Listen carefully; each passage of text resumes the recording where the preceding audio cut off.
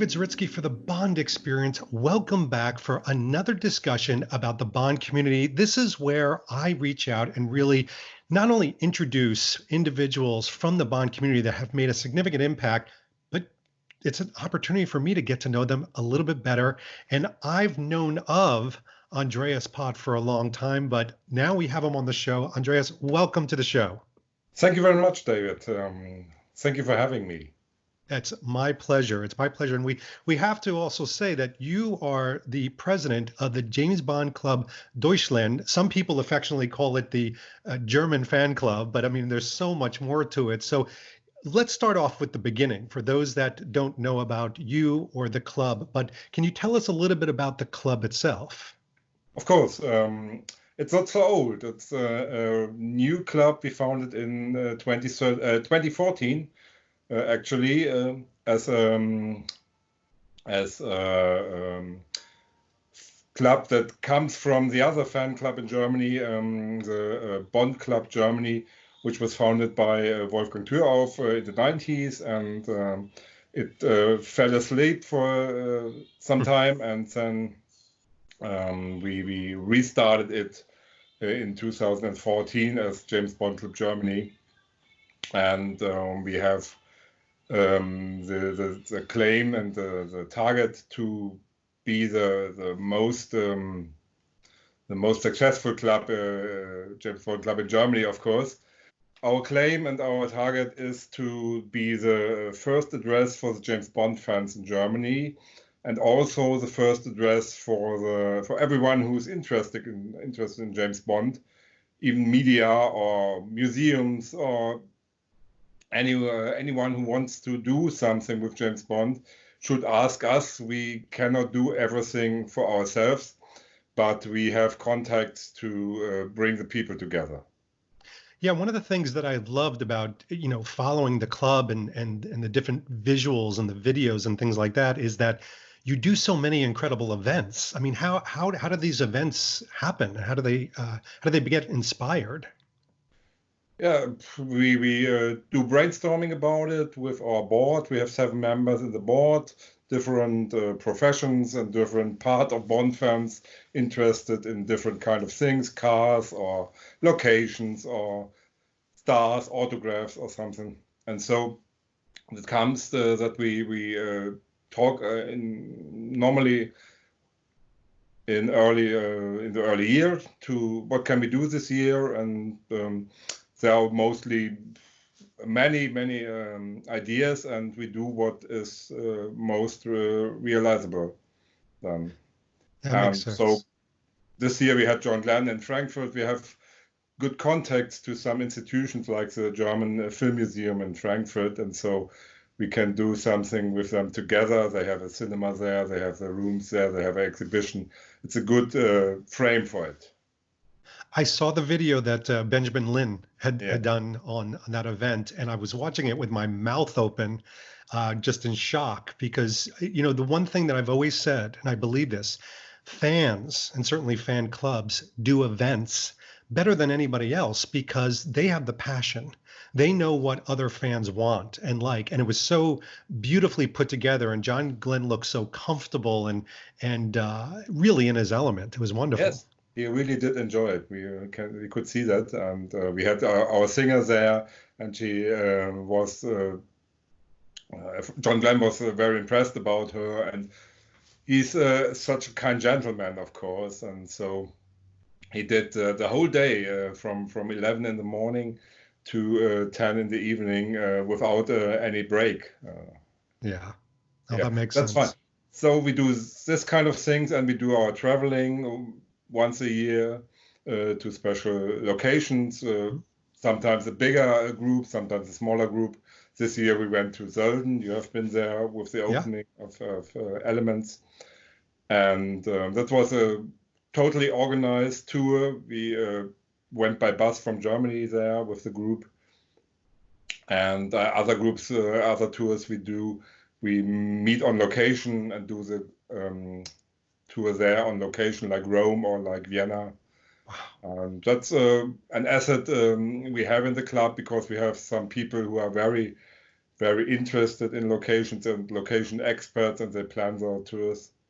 And so we can do it once a year. Well, one of the things that I love about that is that even though it's James Bond Club Deutschland, you are a global fan club. And the reason I know that is yesterday I had the pleasure of speaking to Marcus Hartmann, Oh, of course. right, of the Swiss club. Yeah. And he spoke so highly of you and so highly of Luc. And he said, basically, the French, German, and Switzerland really have all come together. You all are fast friends, and you share in knowledge, you share in experiences. And really, I mean, it wasn't just one fan club, it was three coming together. So that's an amazing thing. Try to be the European Union of James Bond. It's working. Yeah. But Marcus said to say hello to you as well. Thank you. Yeah. And I've seen pictures of you all getting together. So, I mean, Yes, that must be some of the joy of it. For Tina for the big event we did together with the Swiss club. That was the biggest event we did the last years. It was organized together with Marcus and our people. Now, were you president from the beginning? From 2014, the restart of the club. So now I'm going to pick your brain a little bit. We're going to get to know you a little bit. So there are obviously things you must love about it. What are some of the things that you love about being the president? And what are some of the things that just, they irk you a little bit? The things I love is to be the first contact for many people when it comes to James Bond in Germany. And I love to get in contact to people I would never have to know or get to know otherwise. That's a point. If you know Luc, if you know Marcus, you see, and you know me, you see three different kind of presidents, I think. I'm a kind of, I think of myself as a kind of a manager of this club. I'm not the biggest James Bond fan in Germany. That's not my point. I'm not the biggest James Bond expert, but I think I can do the managing of the club the best way. And that's what I enjoy about it. And what I do not enjoy is the office work. I have no people to do my office work. Oh, no. Just to give something to the post office, write emails to new members. That's the normal business, but that's not the kind you enjoy so much. We have the magazine that has to go to the post office with more than 150 letters to go, and you have all to do this yourself. That's kind of office work. I have to do this to get the other things, of course. Yeah. That's right. And I have to say that is one of the things that people do not realize about fan clubs, but also about podcasts and even vlogs, is that there's so much work behind the scene. They see the end result, which is usually very wonderful and an amazing experience like the club. But they don't see all the little work of, licking a stamp and writing things out. And even Marcus was telling me, for example, yesterday, he started when he was on the board writing Christmas cards to the members. So it's the little things. That's it. It's a normal work for an office. That's normal for the club. And maybe you can grow and engage people for doing it, but then it gets a real business. Yeah. And you said you're not the biggest Bond fan in Germany, but clearly your passion around Bond is very robust. What is it about James Bond that you're so passionate about? What is it about him? About the character, I always say it's the thing that was characteristic for James Bond before Daniel Craig took over, because the coolness, the Britishness was very, very, very impressive to me as a young guy when I went to the cinema and saw Roger Moore first, and that was my first James Bond in the cinema, and that impressed me. As a role model, of course, you can take something from being not so earnest with life and something like that. Saltzman said, every man wants to be James Bond. I think, I don't know if every man wants to be Daniel Craig's James Bond because he's suffering so much. But It's true. of course, you want to be Roger Moore James Bond. That's right. Roger looks like he's having a good time, no matter what. The that's gentleman's kind Bond. of escapism. It's not, Yes. that's not the real world, and you go to somewhere else. And the new movies, they are fantastic, but they are more in the real world than Yes. the other ones. Yeah, you get bloodied and bruised, Yeah. and it's Something a hurts betrayal. if you get beaten. That's right. One thing that I've been incredibly impressed in doing the research on the club is that you and obviously the club itself have a very positive relationship with the local distributor. For example, I believe it's Universal. It's Universal now. It's Universal. Talk to me about that. I mean, that in and of itself is relatively rare for a distributor to have such a close relationship with a fan club. Okay, you have to go to them. I just go to them. I ask. And if they want to do something together, they will do it. Or if they're not, they say no. But in this case, I went to Universal when I knew about it, that they will be the distributor in Europe or in Germany. Just first a letter, then an email, then a phone call. And so I got in touch with them, and they are open for it because it's new for them too, for Universal here, to be the James Bond distributor, or new for the people who are working there now. And I think we will have a good relationship now, and we'll be with the German premiere, I think, also. Oh, fantastic. That's great. Yeah, they seem, I mean, I heard mention of them and even a thank you, and maybe they even had representation at the John Glenn event. And I just thought that was wonderful that they were anyway I involved. invited the marketing director, and he accepted. And so we have met first time personally, and it was a perfect frame for it, of course. That is fantastic. And I love that it's not complicated. Literally, your secret behind that is you just reached out. You just reached out. I always say if you don't ask, you don't get an answer. And everything if you don't fire a shoot, you can get the target. It's so true. It's so true. So, I mean, you must know, even though you call yourself a relatively new club, you must know that the world, certainly the Bond community world, knows about the club. When was your first idea, or when was your first evidence that truly this was a global reckoning of your club, not just Germany? The global aspect came a little later. The first international aspect was to get in touch about 3 or 4 months after we founded it with the Dutch people.